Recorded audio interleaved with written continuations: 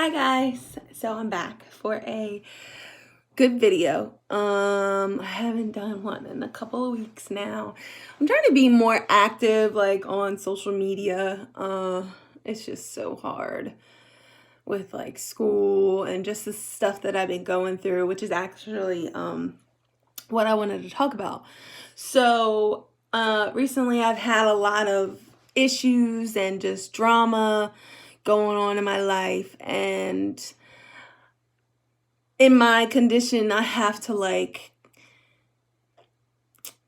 decrease my stress, because stress even in a normal person causes sickness, and it doesn't have to be mental, it can be anything. If you're stressed, your immune system is just more suppressed, and once your immune system is suppressed, it can open doors for a lot of different things, and I'm already immune suppressed, so stress happening can just cause even more bad things to happen health wise. And I just have had a lot of things going on in my life that I'm just like, what the heck? I can't catch a break. It's just like, I don't even, like, I can't even explain the feelings that I go through when this stuff happens. I'm just like, really? Like, is this happening right now? Haven't I been through enough, God? Like, why are you putting me through all this? I don't understand. I even had a shouting match with God. I'm like, dude, like, I almost died. Like, isn't there, like, what else do you want from me? And it's just like, why are all these battles, coming my way? Haven't I, like, been through enough? And it was just never ending. And last weekend I was supposed to do a segment with these two beautiful young women about getting real with grief. And the night before that happened, something, really bad happened, and it just like broke me. And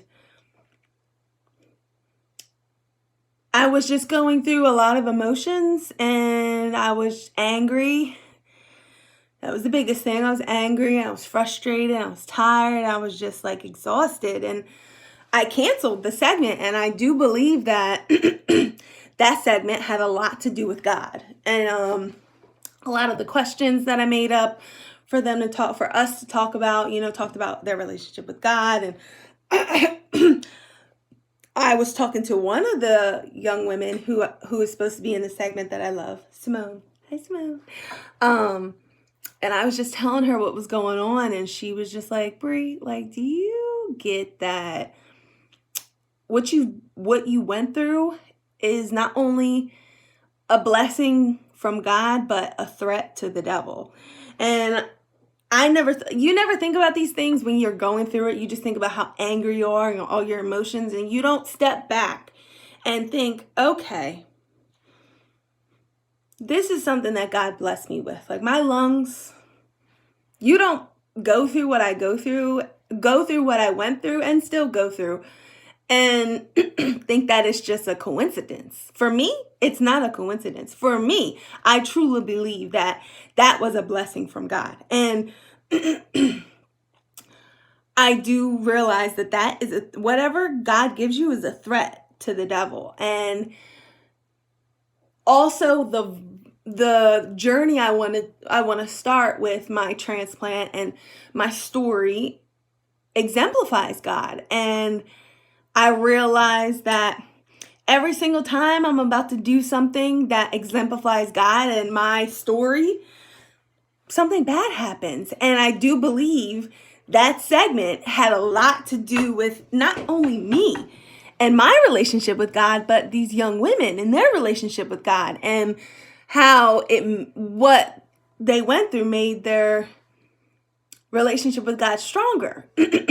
And I do believe that the devil was like, shorty, no, chick, you ain't about to do that, and threw that situation in my face, and I let the devil win, basically. And I canceled it.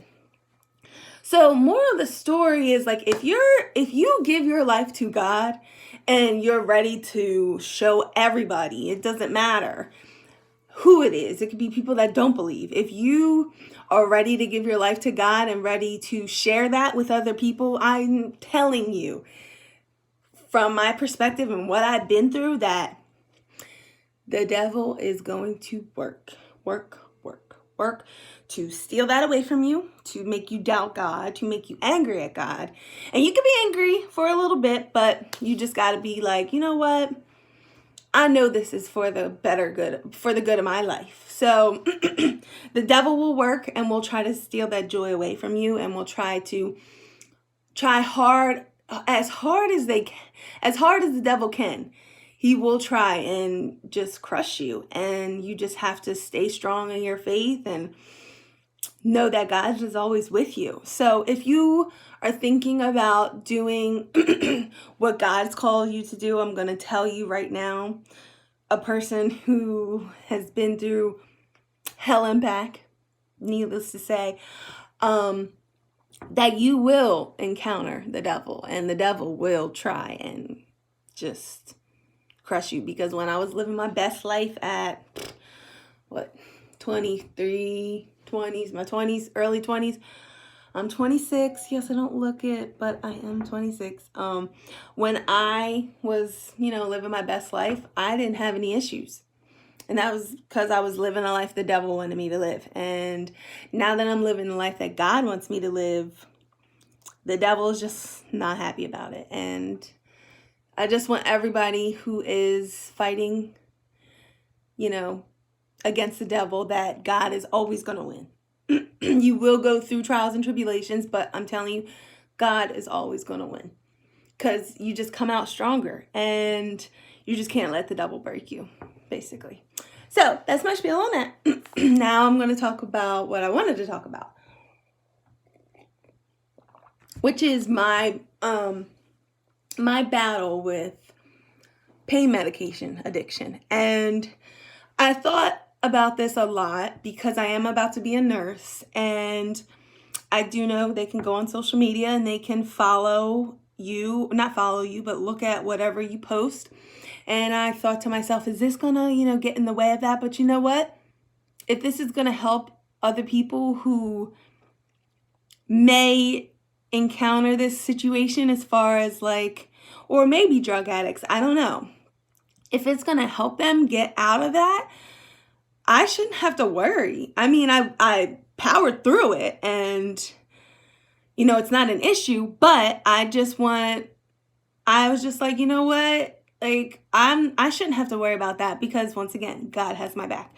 So yes, I am going to share it, and I'm not going to be ashamed of it, and I'm not going to worry about what people think of me, because at the end of the day, it's something that I went through and I got through, and I was successful at not letting it overtake me. And that's something that I think a lot of people should share, even if it is something that goes against the grain and not something that people look down upon. But anywho, so my first encounter with strong pain medication was my collapsed lung. Not my first one, because they didn't give me any pain medication, and that was very, very painful. My second time having a collapsed lung, and just a brief overview of what a collapsed lung is. So something in your lung pops, and for my case, it was a bleb, and your lung just deflates. There's nothing there. It doesn't, inflate and do all that. It doesn't give you the ability to breathe. So you're working with one lung. And what they do to fix that is they put a chest tube in that reinflates your lung until it heals. So that's what they did. So on the side that I had the collapsed lung, gosh, I can't remember. It's so long ago. Can't remember. I feel like it was on this side that I had the reoccurring collapsed lung. So the first time, they didn't give me any pain medicine. I was in the hospital and I did get pain medicine. That wasn't really an issue. And then the second time I had the collapsed lung, they gave me, so I would have to say that the strongest pain medication out there I've gotten. And I was first exposed to it at this second collapsed lung. And I would have to say the strongest medications out there for pain is Versed, Dilaudid, and fentanyl. Those are probably the top three. And I've had all three. I've had plenty of pain medications, morphine, oxy. I've had it all. But those three, those are no joke. Fentanyl, they give people who are about to pass to make them comfortable. Morphine, I've gotten. They give it to people who have cancer and their pain threshold is way high. I've had all of it. And my first time ever having hard pain medication, I've never been exposed to that in my life. So Versed is what they give you when they want to give you a mild sedation. And if you have ever had a procedure done right before you're about to go under. So you have the mask on, you're breathing in this anesthesia, and right before you're about to go under, you feel like this calmness, this just relaxation, and it's just like you're half asleep, but you're not. That is what Versed does. And Versed, it depends on your metabolism, but it can stay in your system for a good day or two. And you have this high feeling. So that's what they did. They gave me Versed so I couldn't feel anything. And that stayed in, so they give you one dose. And if that dose doesn't work, they'll say, are you still in pain? I mean, a collapsed lung is very painful. So they gave me the Versed. Are you still in pain? I said, yes. Gave me another dose of Versed. Are you still in pain? Yes. Then they gave me fentanyl. And they were like, are you still in pain? I was like, no. And so then they put so I had two sets of Versed and fentanyl. And they put in the chest tube. I couldn't feel anything. I was like, I couldn't, I don't know. I was just like, it was a high feeling. And it's not like something that you can even describe. You have to just be in that situation to be able to understand how that can just like, how addicting it is, because it just makes you feel nothing. And I didn't want to feel anything because I was in pain. That's my thing. Like, and I can understand why people who go through a lot in their life would want to have that feeling, because you feel nothing. You have no emotion. It's just like everything's calm and you're just chilling and you ain't got to worry about a thing. And that's how I felt. So that was my first experience. And mind you, I had 4 or 5 of those experiences on top of being in the hospital, and they're giving me Dilaudid, they gave me morphine, they gave me oxy. So this was every single time. So I had the fentanyl and the Versed when I would go into the hospital in the ER, and they would give me that, and that would be for my collapsed lung. I would obviously have to be admitted because I would have to wait until my lung reinflated. And the thing with me was I was on prednisone at the time, so my lungs weren't healing, because with steroids, it affects your healing process. And so it took me longer to heal. So I was in the hospital for a long time on pain medication. And I didn't realize how addicting it was until I got home. And mind you, they were giving me, I had a reaction, like a allergic reaction to something, and they gave me IV Benadryl, and they gave me my IV pain medication, and that just took me. And once I got home, and it's just like, when you have that type of exposure to hard medication, pain medication, when you go home, they give you light pain medication. And I was constantly taking this oxycodone to try and, get that feeling again. And this was a good 6 months. I kept taking it, and I knew that I really didn't need it. And then I started to realize that I was taking it when I didn't need it. And I didn't understand until I had a very long talk with myself, and I was like, Brianna, you are in nursing school. You have too much to lose. You cannot let pain medication take over your life. And that's what was happening. I was taking it when I really didn't need it. And I was calling my doctor saying I need a refill because it was gone. And like now they're very strict, which I'm glad, about giving pain medications. But I would call them and I would say I'm out of my oxycodone, and they would refill it. And I was in pain, but I was not trying to feel this pain because it was so easy to take a pain pill and just be fine. And then I realized I am getting a little bit too dependent on this. So obviously I stopped and I went through withdrawal. And that was so hard because when I was going through when I was going through withdrawal through my pain medication, I was not able to sleep. And then I have this thing with like restless leg syndrome where I don't know if you've ever heard it, but when you try to go to sleep and your leg is like shaking and shaking and shaking and you just can't go to sleep. Honestly, it puts some people in the tears, and I was one of them. And I realized that I was going through withdrawal, and I didn't need to I didn't need to ask anybody, what is wrong with me, because I knew from school how people withdraw pain medication. And I was like, I'm withdrawing. So I had to say, you need to stop. So that was that.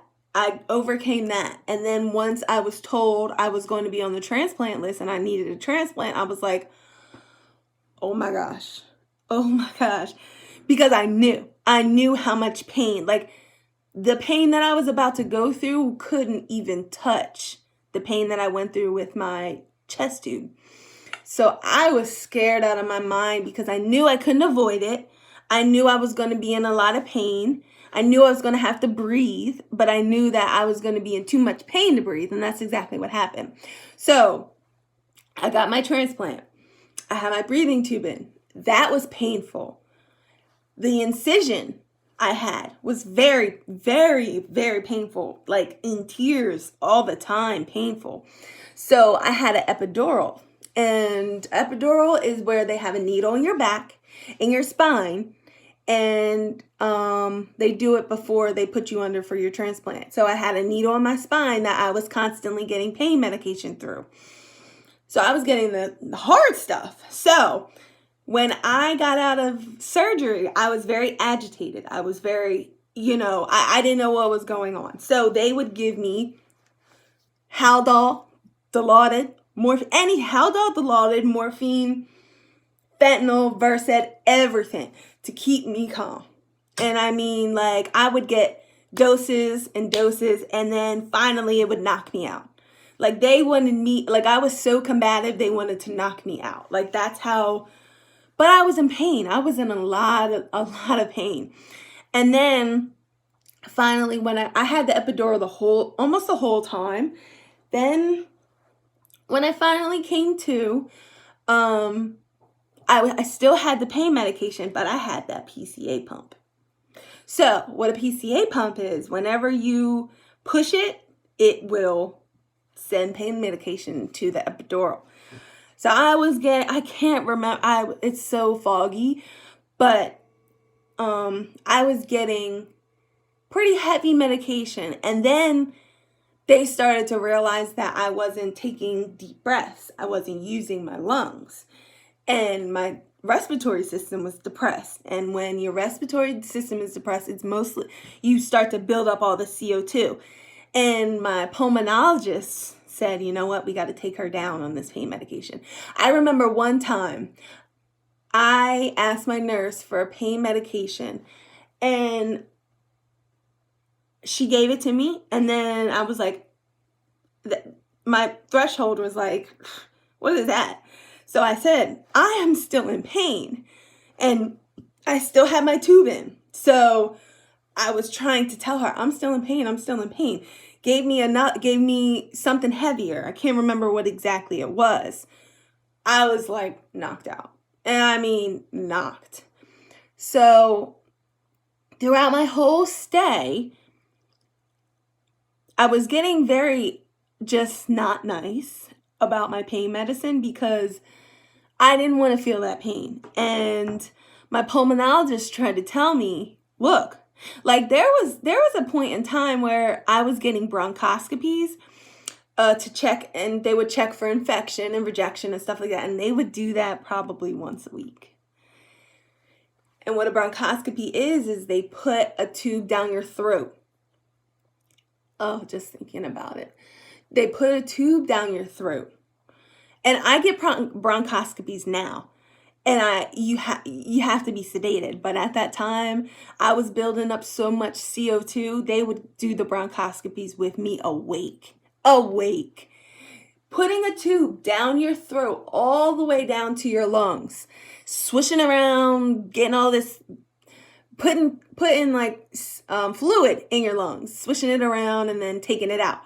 I would have to it was, I don't know, the tube was probably as thick as this pen, if you can see that.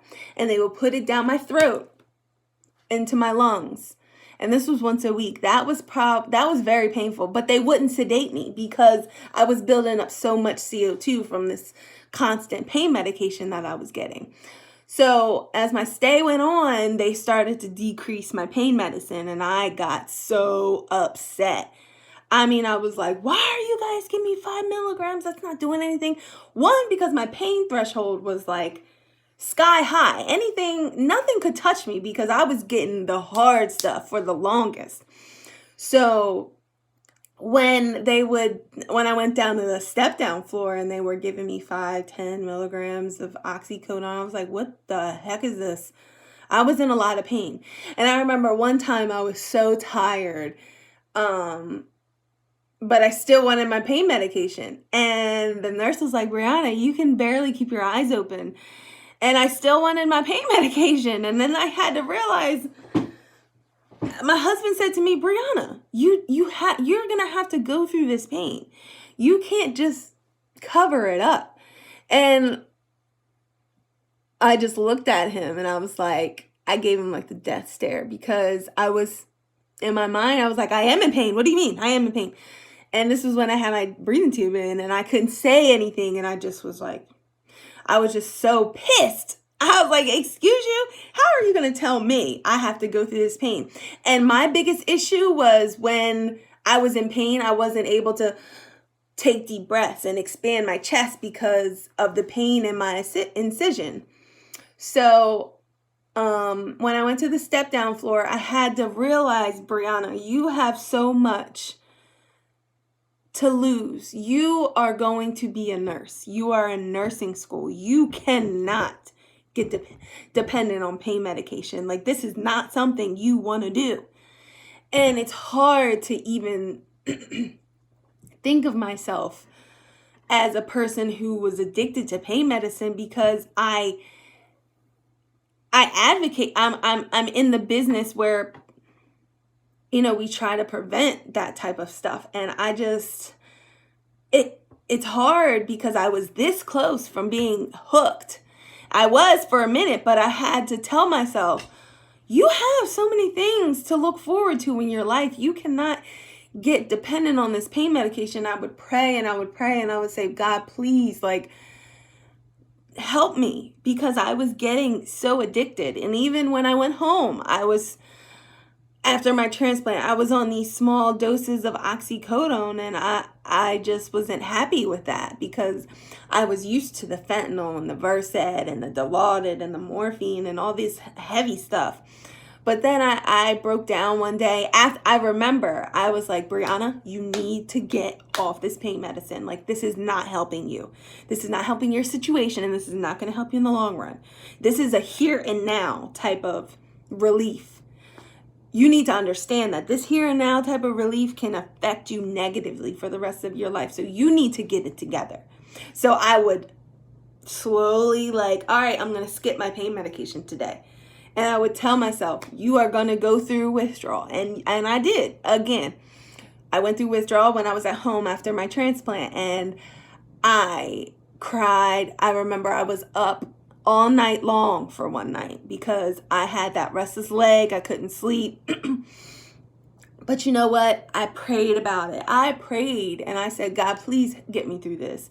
And it was a good week, maybe a week. And I was lucky because they were slowly decreasing my pain medication in the hospital before I left. So I was already on a used to being on a low dose. So when I got home and I was on the low dose, it was easier for me to say, okay, we're going to skip it today. We're not, are you in a lot of pain? You're going to use your Tylenol. You're not going to, go for that oxycodone. And I had to have talks with myself, and I had to remind myself, look, you got to go back to school. You got to finish this semester out. You're about to graduate. You cannot be addicted to pain medicine. And so I had these talks with myself over and over again. And I realized that if I didn't have these things to look forward to as far as school, as far as my marriage, as far as life period, I probably would have been in that deep hole of I need to be relieved of this pain, even though I probably could have been without it. And I just feel for a lot of people who don't have things to look forward to and who have, been in car accidents and don't have the will to say, you need to stop. And I feel for these people because I know how it feels to be in that situation. And pain, like, these medications can ruin your life. They can ruin your life.